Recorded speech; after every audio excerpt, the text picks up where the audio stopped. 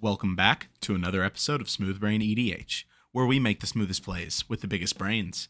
This week, the Smooth Brain crew have gathered to try out 4 commanders that have never seen play on the channel, and we're super excited to show them off. Up first this week is Jason on Djeru and Hazoret. He calls this deck Winota Light, and he's hoping to dump his hand, swing with his hasty commander, and cast big goobers for free.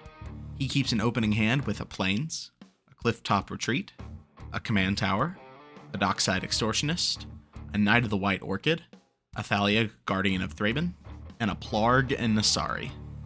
Up next is Alex on Felica, Fang of Silverquill.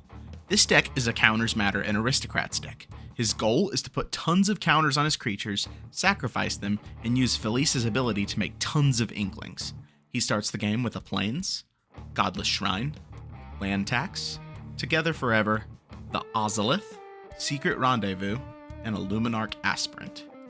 Our third player today is Chandler, on the partner pairing of Frodo Adventurous Hobbit and Sam, Loyal Attendant. This is an Abzan life gain deck, hoping to use the life gain and card advantage from his partners to outvalue his opponents. His starting hand is a Forest, a Swamp, a Command Tower, the One Ring, a Cleric Class, Delighted Halfling, and an Elves of Deep Shadow. Last up is Shelby on Shelob, Child of Ungoliant. This deck is full of spiders and fight spells, hoping to use the combination of the two to feast on all of his opponent's creatures.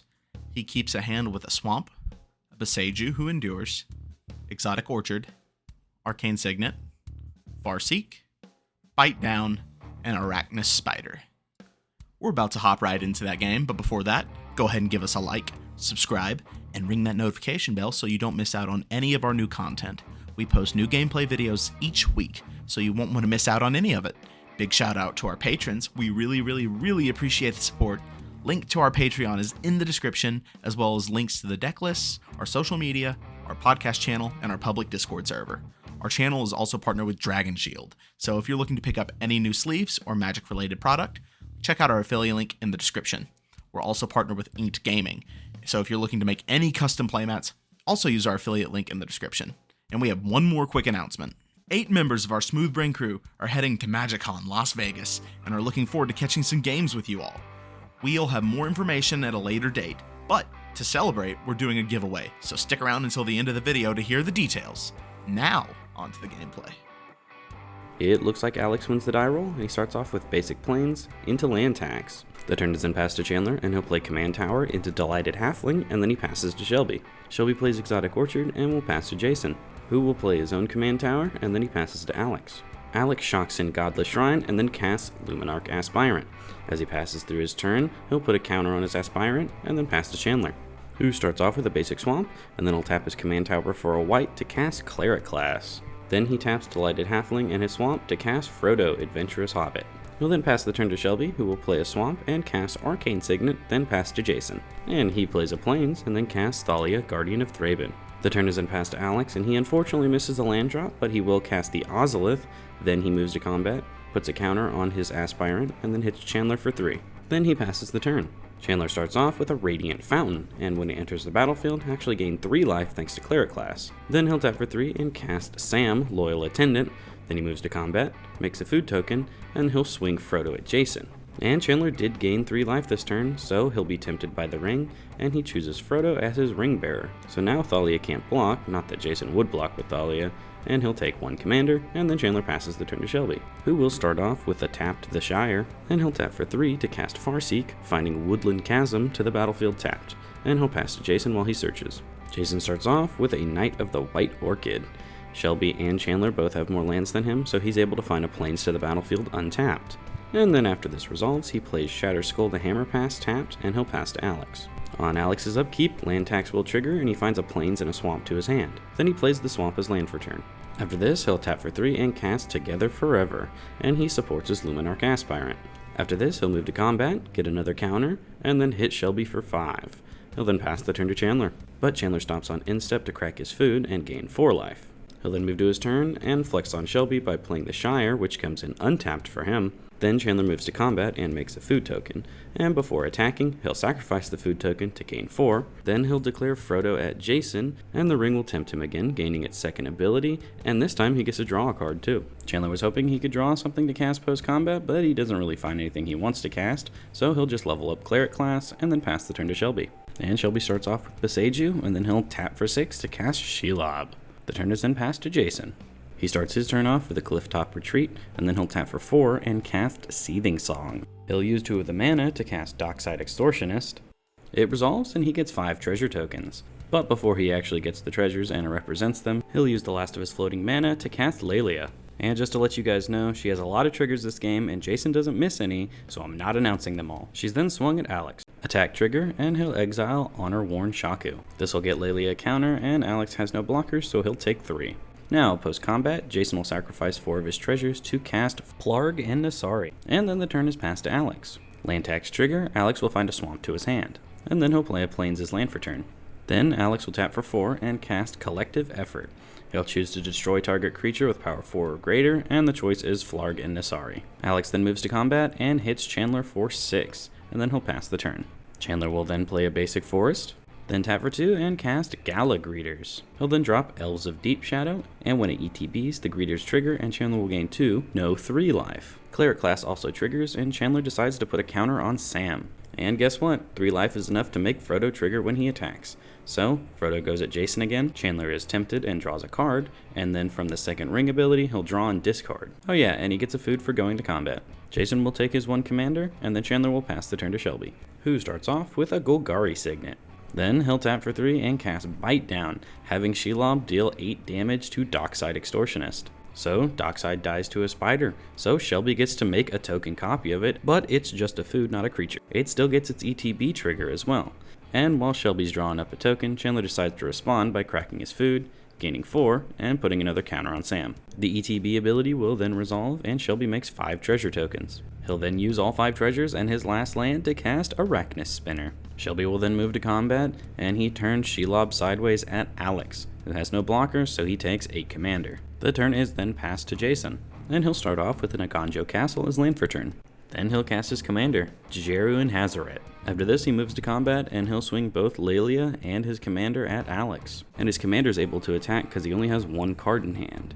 There's 2 attack triggers, and Lelia exiles Ancient Tomb. Then Djeru and Hazoret's trigger will resolve, so Jason looks at the top 6 cards of his library, and he'll exile Morel, Shield of Argive. And Lelia gets 2 more +1/+1 counters, so when damage goes through, Alex takes 10 damage. Post-combat, Jason will cast Morel for free. Then he'll pass the turn to Alex, who triggers land tax on upkeep, and he'll find a Plains to hand. He'll then play that Plains as land for turn, and then he'll tap for 4 and cast Felica, Fang of Silverquill. After this, he moves to combat, and ticks his Luminarch Aspirant up 1 more time, and then he'll pass the turn to Chandler, who starts off with an Exotic Orchard. He'll then tap for 2, taking 1 to his elves, and then he'll cast Karlov of the Ghost Council. Gala Greeters triggers and gains him 3 life upon ETB, and Sam gets even bigger, and Karlov grows from this as well. Chandler will then move to combat, make a food token, and then poke Jason with Frodo again.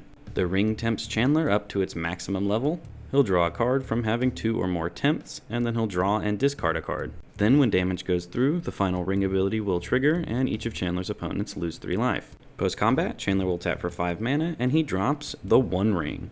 And since he cast it, when it ETBs, he gains protection from everything till his next turn. And of course, he'll immediately activate it to put a burden counter on it and draw a card. He'll then pass the turn to Shelby, and on instep, Shelby will activate his Arachnus Spinner, and this lets him tutor out Arachnus Web from his library and attach it to a creature. He's not entirely sure what he wants to attach it to, but Alex speaks up and says he should do it on Frodo because of the ring. He'll be making them lose 3 life every turn, and they can't block it. Also, they'll be denying Chandler card advantage, and Shelby thinks it's a flavor win, so he puts it on Frodo. And then he'll move to his turn. He'll tap for 6 and cast Doomweaver, and he soul bonds it to Shelob.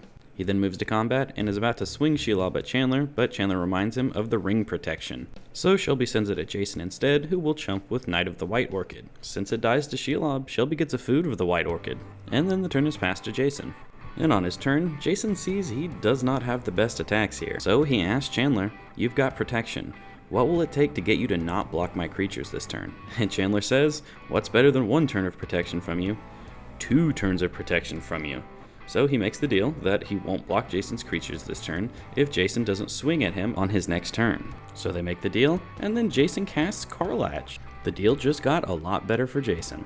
So Jason will move to combat and swing his Commander, Morel, and Lelia at Chandler. There's a bunch of attack triggers. Starting off, Jason will make 2 1/1 soldiers. He'll then exile Bruno with Lelia. Djeru and Hazoret actually whiff their trigger, and then Karlach untaps everything and gives Jason an extra combat step. So he moves to the extra combat step and makes the same attacks. Morel makes 4 more 1/1s. Lelia exiles an Arid Mesa, which he'll play after combat. And then Djeru and Hazoret exile Erois, which he'll cast for free after combat. The turn is then passed to Alex, and he'll get a swamp and 2 plains from land tax. He'll play a swamp as land for a turn, and then he'll just pass through his turn to Chandler's turn. Chandler cracks his food on Instep, growing Sam and Karlov. Then on his turn, he loses 1 to the One Ring, and then he'll immediately activate the One Ring again to get another bird encounter and draw 2 cards. He'll then play Undergrowth Stadium, cast Deathrite Shaman, and when it ETBs, he'll gain 3 life, and he grows Sam and Karlov again. Chandler will then move to combat, make a food token, and then pass the turn to Shelby, who starts off with a Tainted Wood. He'll then cast Watcher in the Web, and then move to combat. Shelob and Arachnid Spinner are swung at Jason, who will chump with 2 soldiers. They do die to spiders, so Shelby makes 2 food tokens. He'll then move to his end step, and Chandler will hold priority to pay Orzhov and remove 6 counters from Karlov to exile Karlach. Jason will also fetch with his Arid Mesa for a plains. He'll then start his turn off with standard all-star, Skrelv. Then he'll move to combat, and he'll swing his Commander, Erois, Lelia, and Morel at Shelby.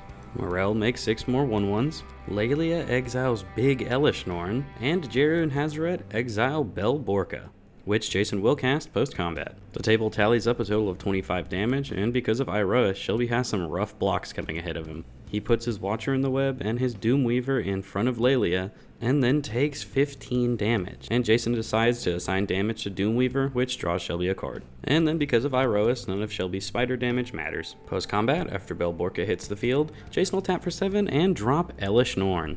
Because of Morel, there are no responses at the table, and this kills a lot of creatures. The turn is then passed to Alex, and he finds 3 basics to his hand again off land tax, and he'll play a basic plains.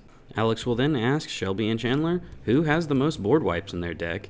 Shelby says 2, and Chandler says he's got 3, so Alex will tap for 3 and cast Secret Rendezvous targeting Chandler. Unfortunately, he didn't find anything he could cast this turn, so he'll tick his Aspirant up and then pass to Chandler. Chandler will stay on end step to activate the Shire Land, tapping Frodo to make another food token, and then he cracks one of his 2 food tokens to gain 4 life, and Sam gets another counter.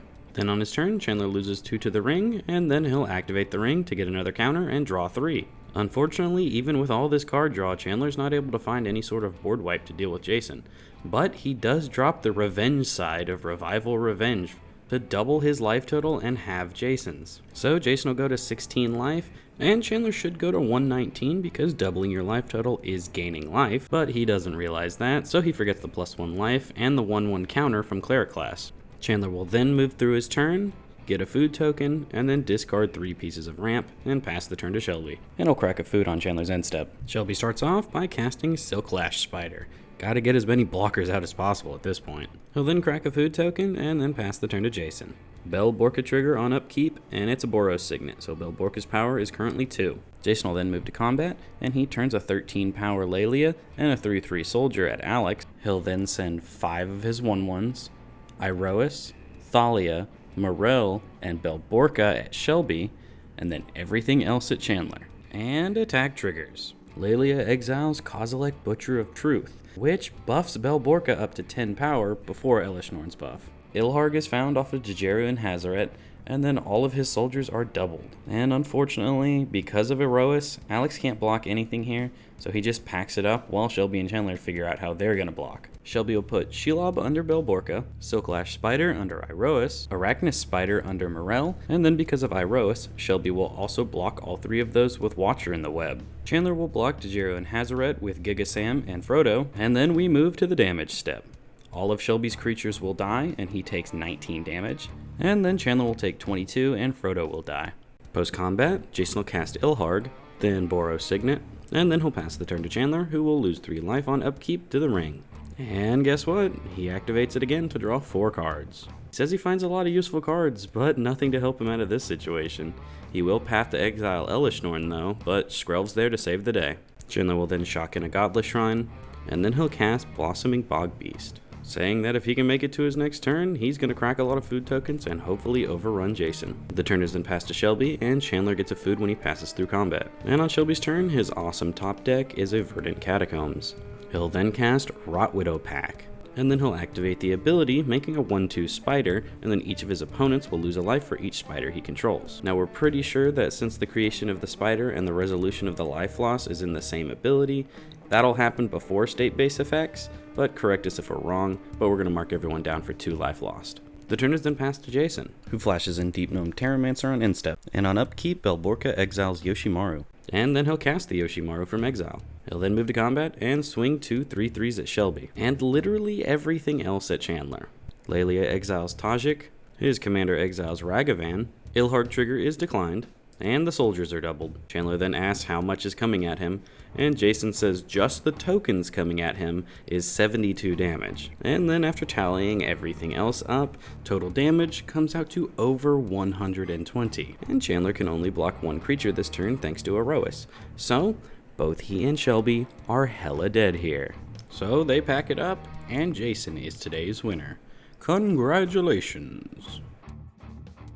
Welcome one, welcome all to the end of the video. Thank you all so much for making it this far. Now, I'm not even going to get too much into the post-match commentary. It was a good game. I really enjoyed it. I know why you're here. You want to know how you can enter that giveaway. And probably what it is. Well, first off, it's a See the Kitties secret lair. And to enter, all you got to do is click the top link in our description. Then follow all the instructions. The more you share the giveaway, the more entries you'll get. So, get entering, and I hope you win. If you're down there, don't forget to check out all of our other links. We've got some good other content, including a podcast, which just released a fire Lord of the Rings episode. The deck lists are down there too if you guys are interested. But that's all for today. I'm getting tired, and it's time for me to go. I hope you all have a smooth day.